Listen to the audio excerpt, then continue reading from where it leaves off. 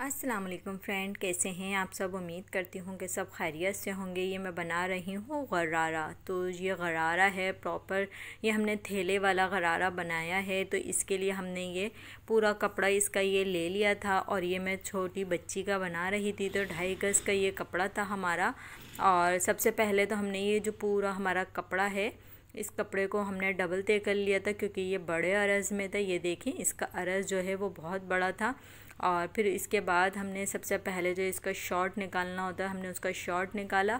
और ये तकरीबन 3 साल की बच्ची का हमने ये गरारा बनाया था। तो उसका जो शॉर्ट था उसका बस हमने जो आसान था वो नापना था, और जो है इसका घेर नापना था कि कितना चौड़ा ये हमने रखना है, क्योंकि हमने फिटिंग वाला गरारा नहीं रखना था, ये हमने थोड़ा सा चौड़ा वाला ही गरारा रखना था। तो इसकी लंबाई और चौड़ाई हमने इस तरह से निकाल ली थी कि कितनी ये निकालनी है। तो ये मैंने ट्राउज़र से ही इसका नाप लिया था कि गरारे का नेकर कितना रखना है और नीचे का हिस्सा कितना रखना है। और ये सिर्फ जो है नेफे का ऊपर का फोल्ड करने का हिस्सा मैंने करा। और फिर इसके बाद इस तरह से इसकी मैंने लेंथ ले ली थी, ट्राउज़र के हिसाब से ही ट्राउज़र का हाफ़ कर लिया था मैंने। और फिर उस हिसाब से मैंने ये ऊपर की शॉर्ट की जो है नेकर जो बनाना होता है, इसकी हमने साइज़ ली। साइज़ लेने के बाद इसकी कटिंग कर ली। इसके बाद हमने इसका साइज़ करा। साइज़ करने के बाद इसको डबल फोल्ड करा और इसके बाद हमने इसका आसान नापना है। और नापने के बाद इसके ऊपर से हमने कटिंग करनी है। ये देखें, इसका जो ऊपर का हमने नेफ़ा लेना होता है, यानी कि जो आसान वाला हिस्सा होता है वो लेना होता है। इसका हमने इस तरह से लिया और थोड़ा सा अरेबी करके काटा। और ये नीचे का हिस्सा हमने बिल्कुल छोटा सा वी के शेप में कटिंग होता है इसका। सिर्फ ये चीज़ इसकी देखने आपने गौर करनी है कि किस तरह से ये मैंने इसकी कटिंग की है। और इसके बाद मैं इसके अंदर लाइनिंग भी लगाऊंगी। ये अस्तर वाला है, टोटल मैंने इसको अस्तर वाला तैयार किया था, क्योंकि ये बनारसी का कपड़ा होता है। तो ये कपड़ा थोड़ा सा इस तरह से होता है कि इसके अंदर से धागे धागे से निकल आते हैं। तो इसके ऊपर मैंने अस्तर लगाया था और अस्तर के साथ ये इसका शॉर्ट मैंने तैयार किया था और नीचे का घेरा भी मैंने अस्तर के साथ तैयार किया था। ये देखें, इस तरह से ये मैंने इसका ऊपर का शॉर्ट जो है ये कटिंग कर लिया था। अब इसका थैला बनाना है हमने। ये देखें, ये बाकी जो हमारा कपड़ा बचा था, ये देखें, ये इस तरह से हमारा कपड़ा बचा है। इसकी हमने जो है डबल इसकी जो है कटिंग करनी है।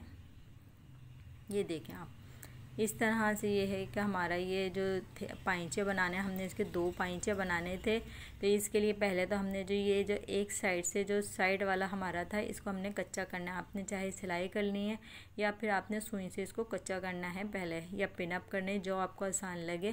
तो इस तरह से ये हमने दोनों ही साइडों से इसकी जो है हाथ से सुई से कच्चा कर लिया था। कच्चा करने के बाद आपने इसकी लंबाई नापनी है कि आपने कितना लेंथ पे इसको रखना है। फिर ये देखेंगे, मैंने एक साइड से इसका कच्चा करा, फिर इसका सेकंड साइड भी हमने इसका कच्चा कर लिया था। बाद में हम इसके ऊपर पक्की सिलाइयाँ लगा देंगे। तो इस तरह से ये हमने सुई से कच्चा करा इसका थैला बनाने के लिए, क्योंकि इसका थैला बनाने के बाद ही इसकी कटिंग होती है, एकदम से इसकी कटिंग नहीं होती, क्योंकि हमने ये अरेबी कटिंग किया है। और वैसे नॉर्मली इसको लोग सादा भी सी लेते हैं, और ये मैंने अरेबी कटिंग पे इसको करा था। ये देखें, ये इस तरह से आपने इसका थैला बनाना होता है। ये गौर करिएगा कि मैं किस तरह से थैला बना रही हूँ इसका, और ये चारों तरफ से बिल्कुल पैक हो जाता है। फिर इसके बाद इसकी कटिंग होती है। तो इस तरह से ये मैंने इसको नापा है। जो इसका कॉर्नर था, वो कोने को हमने थोड़ा सा तिरछा करना है और यहाँ से हमने लंबाई को नापना है। ये देखें, इसकी लेंथ नापनी है। जो पाइंचा हमारा जितनी लेंथ पे आना है, जो हमारे गरारे की लेंथ है, वो इसको यहाँ से हमने लेंथ को करना है। ये लेंथ हमने यहाँ से कर ली इसकी। और फिर इसके बाद हमने इसकी लेंथ करने के बाद इसका ये साइड से, ये देखें, ये पूरा मैंने इसको कच्चा कर लिया था। तो इसका लुक कुछ इस तरह से आ रहा था। तो इसके बाद हमने इसको कटिंग करने के लिए पूरे सब तरफ से बल इसके निकालने होते हैं।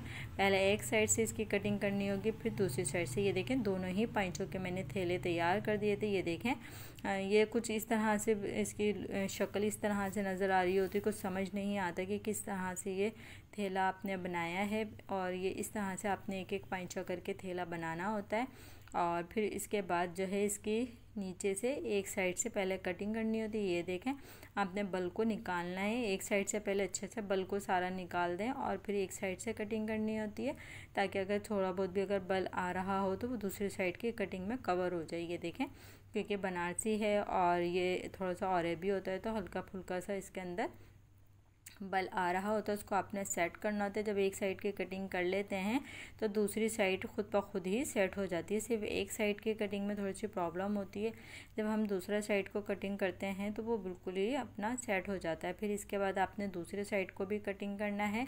फिर इसके बाद तो आपको समझ ही आ जाएगा कि किस तरह से इस थैले की हमने कटिंग की है और इसको किस तरीके से करना है। ये देखें पूरा आपका ये एक पाइंचे का बन चुका है। ये देखें एक पाइंचे का थैला रेडी है आपका। अब इसके बाद आपने इसके अंदर चुने डालनी है। ये देखें इस तरह से। अच्छा, चुने आपने इसके अंदर जिस तरह से भी आपकी मर्ज़ी आप डाल सकते हैं। आप प्लेटें वाली जो है चुने भी डाल सकते हैं और हाथ वाली चुने भी इसके अंदर डाल सकते हैं। तो ये हमारा दूसरा पाइंचा है।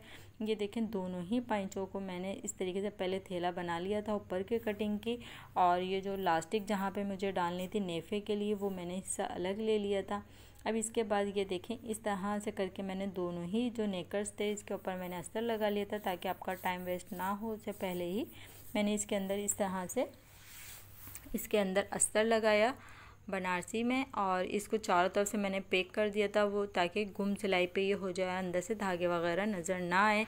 ओवरलॉक की भी इसके अंदर ज़रूरत नहीं पड़ती। अगर आप इस तरह से इसको कवर कर लें तो आपकी परेशानी दूर हो जाएगी, आपको ओवरलॉक की भी ज़रूरत नहीं पड़ती और सिलते में ही ये अच्छा सा लुक देने लग जाता है। फिर इसके बाद हमने क्या करा था, ये जो छोटा सा वी आ रहा था, ये आसान वाला साइड जो होता है नीचे का, इसको हमने सिलाई लगाई। पहले आपको समझ आ जाएगा ये सिलाई मैं क्यों लगा रही हूँ और ये कहाँ के हिस्से की सिलाई है। जब ये ज्वाइंट होंगे तो आपको ये नज़र आएगा कि किस तरह से ये हमने इसको जोड़ा है। ये देखें इस तरह से हमने इसको दोनों साइडों से सी लिया था। फिर इसके बाद जो हमारा आसन था इसको हम सबसे आखिर में सिएंगे। ये देखें इस तरह से ये हो गया। अब एक एक पाइंचे का हमने ये नीचे वाला हिस्से को ज्वाइंट कर लिया था। अब इसके बाद आ जाते हैं गरारे के नीचे के हिस्से में।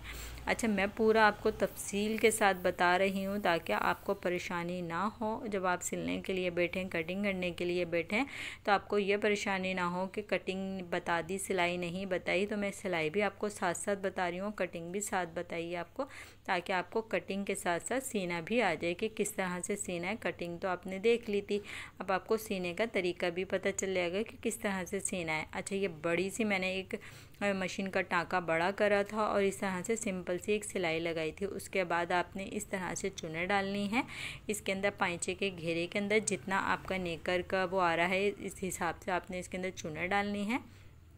सब तरफ से चुनों को सेट करना है और फिर इसके बाद दोनों ही पाइंचों को इस तरह से रेडी करना है। ये देखें इस तरह से चुनों को अपना रेडी करना है और ये हाथ से आपको चुने डालनी होंगी तो आपने हिसाब लगाना है कि कितनी हमारी ये चुने इसके अंदर आ रही हैं। ये देखें इस तरह से ये आपने जो शॉर्ट तैयार करके रखा हुआ था उसका पाइंचा आप देखें कि कितनी पाइंचे पे कितनी चुने आ रही हैं। आपने हाथ से इस तरह से सेट करनी है।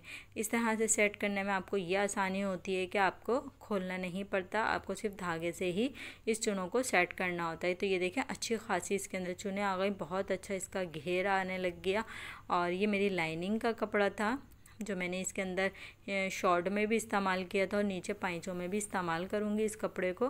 तो इस तरह से इस कपड़े में भी मैंने थोड़ी थोड़ी सी चुने डाल दी थी ताकि ये है कि ये बिल्कुल चिपटा हुआ ना हो, थोड़ा सा ये भी इसके अंदर भी घेर हो। तो ये पाइंचों का जो है हमने तैयार कर लिया था।